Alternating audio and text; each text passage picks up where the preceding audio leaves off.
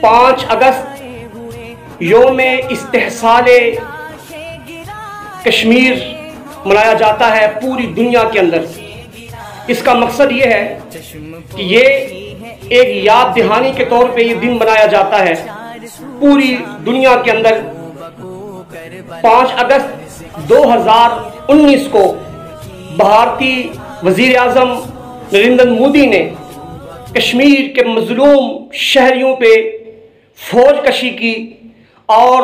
उन पे मुहासरा किया और उन पे जुल्म और सितम शुरू किए और आर्टिकल 370, आर्टिकल 370 और आर्टिकल 35A को उसने ख़त्म करके कश्मीर के मजलूम मुसलमानों पे जुल्म की इंतहा की और जुल्म शुरू किया। हम इस वक्त अपने मजलूम कश्मीरी बहन भाइयों के साथ इजहार यकजहती करते हैं आज 5 अगस्त के दिन, और पूरी दुनिया में इस वक्त इजहार यकजहती हो रही है। और हम मुतालबा करते हैं अक़वाम मुत्तहिदा से कि वो जल्दी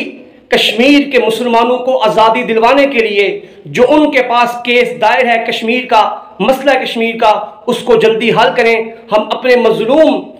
कश्मीरियों के साथ जो एक तवील अरसे के साथ जुल्म और ज्यादती हो रही है, हम पूरी पाकिस्तानी और कश्मीरी कौम, पूरी दुनिया उनके साथ खड़ी हैं, इजहार यकजहती करते हैं और पूरी दुनिया